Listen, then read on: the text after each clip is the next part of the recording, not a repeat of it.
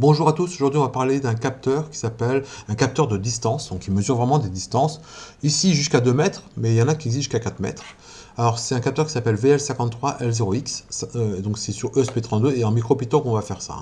Le capteur se présente sous ce format-là ou sous ce format-là. Donc ici le capteur c'est ça, ici il est simplement mis une protection autour vitrée. Alors comment ça fonctionne? C'est un laser infrarouge qui part du capteur, qui revient, et le signal revient une fois qu'il a été reflété par l'objet sur le capteur. C'est la longueur d'onde est donnée ici. C'est un capteur I2C, ce qui veut dire qu'on a besoin de très peu de câblage. On a besoin juste de l'alimentation, plus de fils de l'I2C. Habituellement, c'est la broche 22 et 21 qu'on va utiliser. Alors comme c'est de l'I2C, alors allons-y. On va commencer par mettre d'abord, bien sûr, vous allez commencer par câbler tout ça. Une fois que c'est câblé, vous allez faire un scanner I2C pour voir si tout va bien. Donc le scanner I2C, c'est le standard, qu'on importe soft I2C, voilà, c'est la structure de base. À partir de là, qu'est-ce qu'on va faire? On devra afficher 0,29. Si tout va bien, vous aurez 0,29 affiché. Maintenant, cherchons la bibliothèque. Alors la bibliothèque, c'est super simple. Vous allez sur ce site-là, 800micropython.com, c'est celui-ci. Vous allez aller sur distance laser et vous cherchez le premier fichier que vous trouvez. Une fois que vous l'avez, vous allez récupérer cette bibliothèque-là et on va la mettre ici. Alors j'ai mis l'auteur de la bibliothèque, c'est ce monsieur-là. Il a fait une bibliothèque qu'on va utiliser directement toute faite. Donc le voilà. Pour faire ça, vous cliquez là-dessus, et normalement, vous voyez, j'ai mis le lien direct. Quand vous cliquez là-dessus, vous allez faire RAW pour faire afficher la bibliothèque. Vous la copiez, vous la collez dans Tony, et vous l'enregistrez sur le SP32, vous voyez, sur l'appareil. Enregistrez sous, hop, et c'est parti. Voilà. Une fois que vous avez fait ça, vous faites aussi affichage structure, et vous allez voir la structure qui apparaît ici.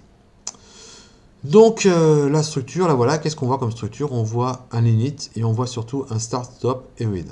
C'est ce qu'on va se servir. Alors d'abord, regardons l'init. Init, super simple. Donc on a une classe qui s'appelle VL53L0X qui demande un I2C et qui demande éventuellement une adresse. Donc nous, l'adresse, on l'a. Si c'est vous ne mettez pas, ça sera forcément 0,29. Ça tombe bien, c'est le 0,29 qu'on a ici. D'accord? Donc à partir de là, allons-y. Programme principal, super simple. Vous installez, vous faites exactement la même chose que pour le scanner au départ. Donc on va récupérer simplement, on va importer la bibliothèque qui s'appelle VL53L0X. Et par de là, on va récupérer un composant, la classe. Là, voilà. Donc mon composant, je l'ai appelé TOF pour temps de vol, time of flight. D'accord? Puisque c'est la durée du trajet. Ensuite, comme il s'appelle TOF et que j'ai 4 fonctions, j'ai un init, start et read, et allons-y, donc le init, vous allez le faire ici, d'accord? Le start juste en dessous, donc le start s'appelle TOF, maintenant TOF start, à ce moment-là, vous activez le capteur, et ensuite il faut justement lire, donc TOF, puisqu'il s'appelle TOF, read, et voilà, c'est fini. Et là, il affiche sur le shell, d'accord? Sinon, vous pouvez récupérer ça dans une variable, tout simplement.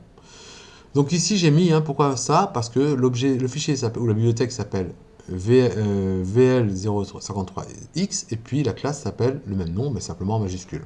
C'est comme ça habituellement qu'on retrouvera les informations. Ensuite, pour faire 5 mesures, enfin une moyenne de 5 mesures. Pourquoi j'ai fait ça? Parce que des fois, je trouvais que faire une seule mesure sans s'arrêter, c'était pas toujours génial sur certains projets. Donc je faisais 5 mesures et au bout de 5 mesures, je valide la valeur. Je considère que la valeur est bonne. Donc là, j'ai fait 5 mesures. La moyenne, je l'ai fait ici. J'ai une moyenne à 0, puis là je fais un for, une simple boucle for, et voilà, je récupère la moyenne. Et à partir de là, j'imprime la moyenne. Voilà, c'est fini. Je divise par 5 mon chiffre, et après je fais la moyenne. Je fais la moyenne, et enfin je l'affiche. À partir de là, j'ai fait 2 projets. Alors un premier projet qui a déjà été fait cette année, et un deuxième projet qui est prévu pour l'an prochain. Alors le premier projet, c'est de mettre sur un vélo, c'est pour un collège, puisqu'il travaille beaucoup la sécurité routière. C'est mettre un capteur qui se placera ici ou un peu plus loin, qui va mesurer la distance des voitures, et qui va faire clignoter une LED. Donc l'automobiliste verra tout à coup une clignote qui est au départ verte, qui passe au rouge et qui clignote en rouge pour indiquer attention, tu es trop près de moi. Voilà. Et puis un deuxième projet qui est bien plus compliqué, puisque ça sera sur l'ordinateur, on devrait voir un radar comme ça qui va bouger, et qui va donner la distance qu'on aura mis qu'on va mesurer avec un capteur qui sera monté sur un moteur pas à pas, et tout ça piloté par un ESP32 et avec la liaison série sur l'ordinateur. Vous voyez, c'est Matplotlib, enfin c'est relativement sophistiqué. Ça, c'est un projet pour l'an prochain en terminale avec mes élèves. Voilà, j'ai fini cette petite vidéo.